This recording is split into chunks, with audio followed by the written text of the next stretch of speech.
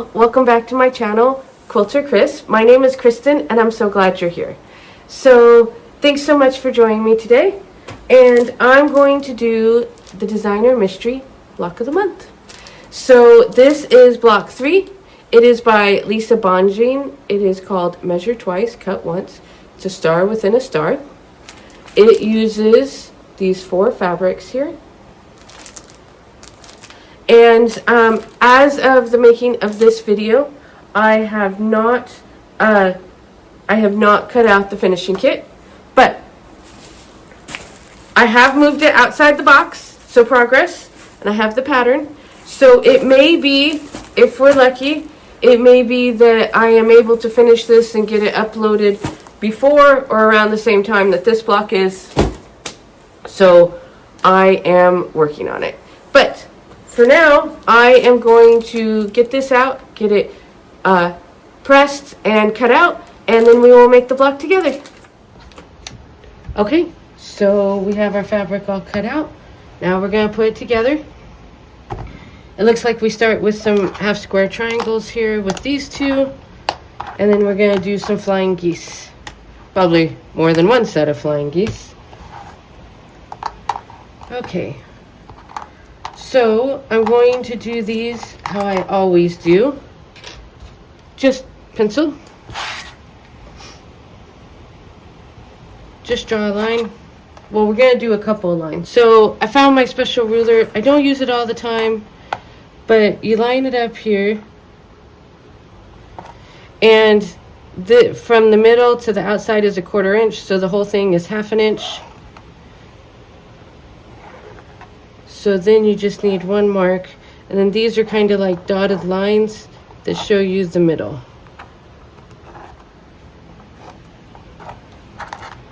Like that. So I'll sew on the outside, cut on the inside.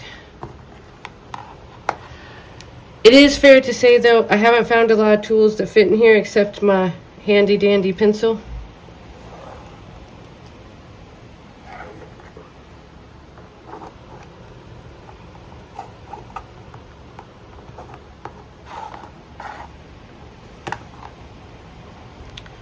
Okay, then we're going to put this on and sew it together. Okay, we have these sewn.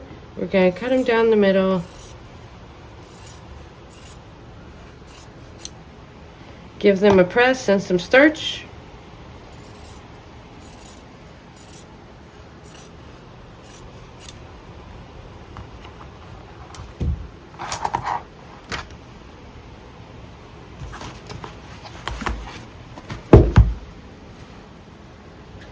Do you all use starch in your quilts? Or do you even iron? Or do you use like one of those roller thingies?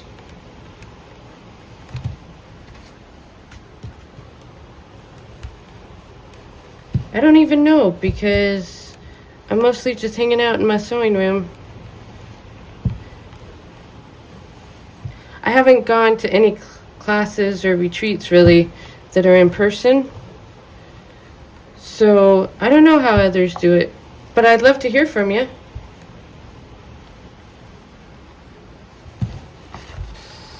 So after I give these a press, we just hit them with a little bit of starch. I really think the stiffness helps it make it easier to sew. So my one daughter who sometimes helps me, my adult daughter, she loves starch. She will spray the blocks until they are super stiff, which makes them really easy to sew with, but then you have all the starch in it. So yeah, I don't know. Do you all use a lot of starch? Or do you use some of that pressing spray instead? Okay, now we'll put these aside and we'll do the flying geese.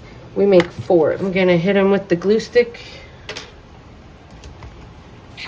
So, yeah, I like to use the glue stick just so that it keeps them from shifting around and it kind of holds them in place. That iron. If I'm not paying attention, I'm going to burn myself. That's one of the reasons I like the bigger iron where it stays down, because it's a lot harder to burn yourself. When they sit up like that, I'm worried I'm just going to bump it and then I'll get burned. Anyway, back to putting these on here. The glue stick, I feel like, holds it in place. I know sometimes Kimberly Jolly uses like a liquid glue. I do have some of that too. I just find that the glue stick's kind of easier and it doesn't take a whole lot of it. So sometimes you can pin it. Sometimes I don't use anything, but I do feel like it really keeps it in place. Okay, let's go sew these together and then I'll come back and show you. Okay, just gonna cut this off, press it, starch it, and do the other side. When you're trimming these, it doesn't have to be an exact quarter of an inch from the seam. I don't usually worry about that. I just kind of eyeball it. I mean, you could use a rotary to come back and kind of hack it off, I guess, but I don't worry about it. And then I'm going to press this and starch it as well. First, I just set the seam and then I press it flat. Little bit of starch. I don't want to use too much because when I come and iron the other side, then I'll starch it again. And that can get layer upon layer, and then your project gets kind of flaky. So we'll just do a little. I'll just do it in batches here instead of doing each one individually.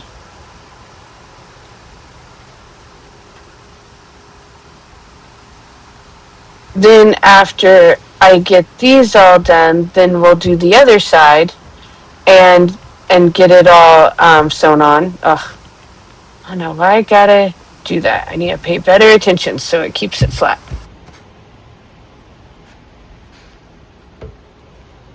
We're just moving right along here. Oh, it needs to go here. No worries, this will wipe off.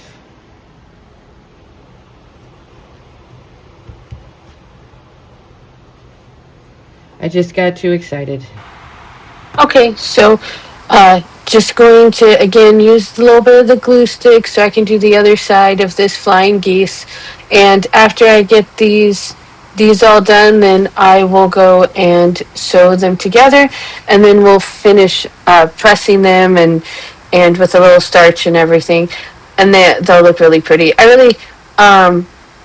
don't know if I would have picked this pink fabric for a project if I was working on it, but after working with it, I really like it. Okay, let's go sew it on. Okay, so we got these all sewn on.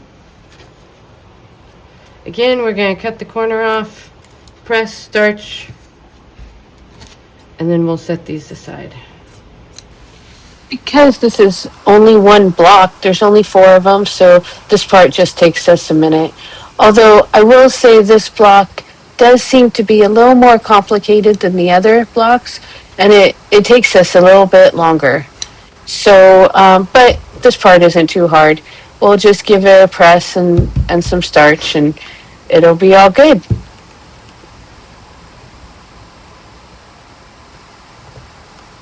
And I don't even think, as I'm looking at it, I don't even think I can tell which one I had put the glue in the wrong place to begin with. So I think it dried better than I anticipated. So that's pretty good.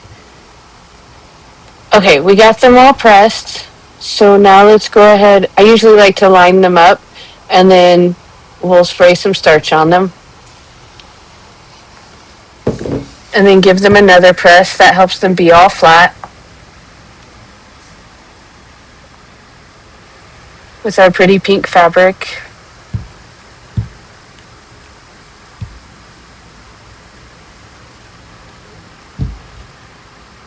So these are done. We'll just stack them up, and then we will move to the next part. Okay, this next part is piece C and piece H, and we put H in the corners right here. So it looks like we put H in the corners, and then after that we put piece D on each side. So this is the same. So for those little half square triangles, especially because they're so small, piece H, we'll put a little glue there in the corner. Again, this won't be in the final project because it is right there. It's in the part that I'll cut off. So this just takes a minute. Unfortunately, I can't do both sides at once because they kind of cross over. So we'll just do one side and sew it on, and then we'll do the other side. This was a really interesting way to piece this block. I hadn't done this kind of. I don't think, maybe I had, but nothing that I remember having done this kind of block before. Okay, let's go sew it. Okay, so we have our little blue corner pieces here all sewn on. We have clipped the corners and we're just going to give them a little press. We just set the seam and then give them their press, which this is the same as all the other pieces we've been doing, which to me is kind of what makes the piecing process so soothing. You can listen to music or watch TV or something while you have it going, as long as I don't try to melt my rulers there. Okay, so, and this is same, we're just going to put the little corner on, just a little bit of glue, and to keep it straight and hold it on, and then I just will chain piece these on.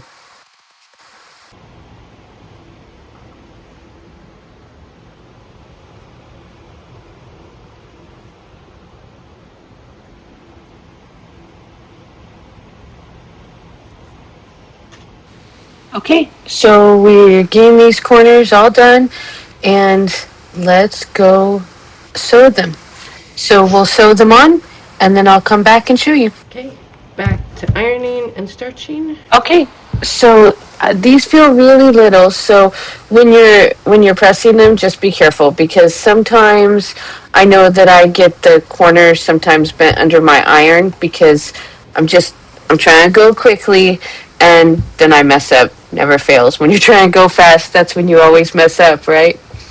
So just give them a little press, and then I'm going to lay them out and give them a little starch because I have to do this next bit with the side pieces. So we're just going to give them a little starch. See, my corner's already curling under there. That part always makes me crazy. Okay, so got those all pressed. Get them all laid out so I can get ready to piece.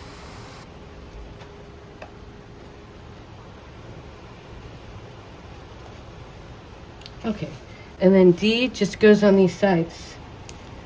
So I'll just get those chain pieced here real quick. Okay, so I got that done. I had the briefest moment of panic on here because I thought we were supposed to maybe do 8 of these instead of 4. But that's not how it works. Essentially, we do this and we're going to put the corners on, and then we make other flying geese from these. So we'll come back to this. Okay, now the moment of panic is over and we looked at the pattern. I don't know what's up with my scissors. Okay, we're just going to clip these and then we're going to press them. Honestly, I probably should have pressed them with the seams open because they were kind of small and fiddly, but I didn't. So I just pressed them just like this, just so it's flat. I will put some starch on them, but when they get little and fiddly like this, it is not a bad idea to press it open. It helps it lay flatter. These are going to be half square triangles, so I'm going to do it just like I did all the rest. I promise the glue doesn't show up in the final project. It just holds it straight so I can make sure that the square doesn't go all wonky before I have a chance to sew it on. I mean, sometimes I put it on there wonky, but at least it doesn't move after I put a little bit of glue stick on there. Okay, let's go sew it on. Okay, so just going to clip off the corners here as we've gotten them all sewn. And be really careful with this block because with all this like half square triangle on top of half square triangle, if you mess up, you're gonna have to resew that whole piece. So just be mindful as you're doing it, because this is a little bit more complicated than the other ones. So, and once you clip those corners, that's it. It's really hard to fix it as is. I do have to admit that that pink looks really good with the blue. Okay, so we're just gonna put this other half on, and then we're going to go sew it. And we're back. So we're just clipping that corner, and then we will press it, and then we'll lay it out and see how it all looks.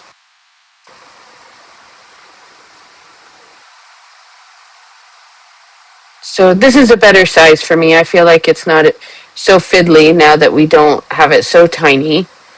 So we just need to give it a good press though, because with all these seams, we really want it to lie flat. So we'll line it up here and shoot it with a little bit of starch.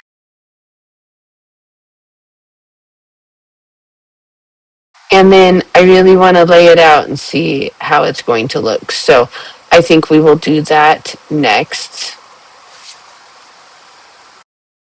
Okay, so when we match them up like this, it makes that hourglass. Okay, I finished, but I made a mistake, so I had to use our good friend Jack here. I accidentally sewed two of the same ones together, but I fixed it. So now I'm going to press it, and then I'll probably trim it up too. Okay, so we've gotten them in the little hourglass blocks, and they're really cute. We're just going to set the seam and then press it open. And yeah, I probably should have pressed open these seams too, but I didn't, but that's okay.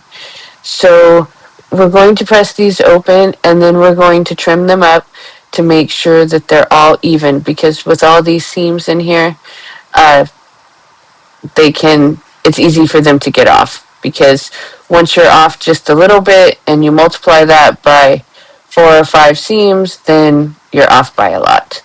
The starch will help. It helps to make it all stiff for us. And so for trimming it up, I'm going to use my smaller rotating cutting mat, which I really love for this. And then I have a 4.5-inch ruler that I'm going to use that fits it pretty well.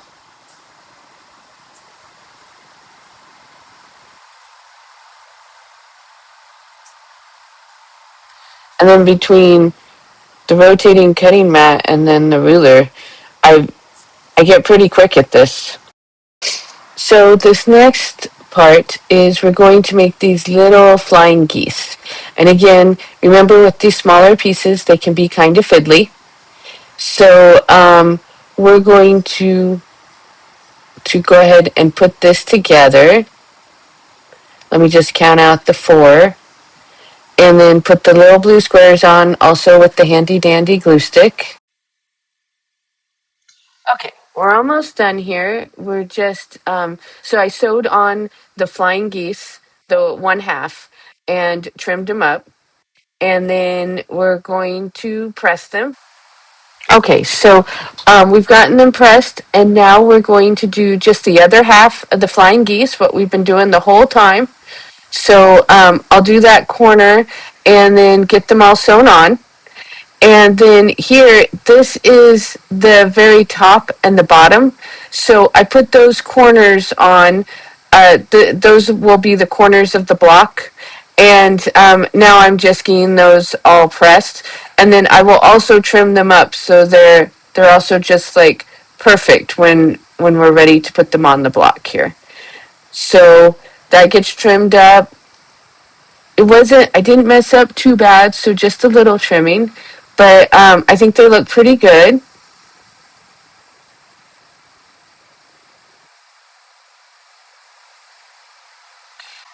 Okay, so now we have finished these little flying geese, and we're just going to give them a quick press.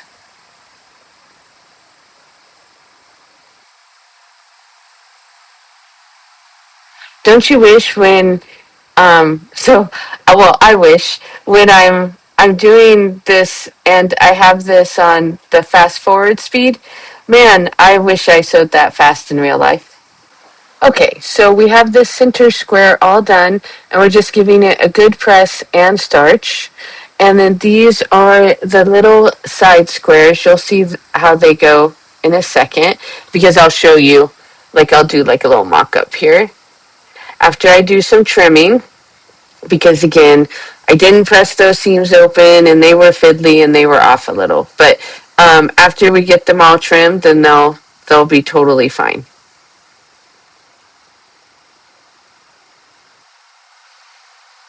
Okay, so here's our little mock-up for what it looks like. So not too bad. Okay, so we've gotten that center all sewn up. And we have to give it a really good press here because it needs to be really flat. So some more starch, because starch is always the answer. And then we put these two halves together, and we're going to want to trim it up. And then after I trim this, then you'll see kind of how it goes together. And then we'll get this all sewn and pressed, and that's our finished block. This was harder, more difficult than the other blocks so far in this series, but I really like it. I think it came out great. Not perfect, but it's pretty good. Thank you so much for watching. I really appreciate you. Bye-bye now.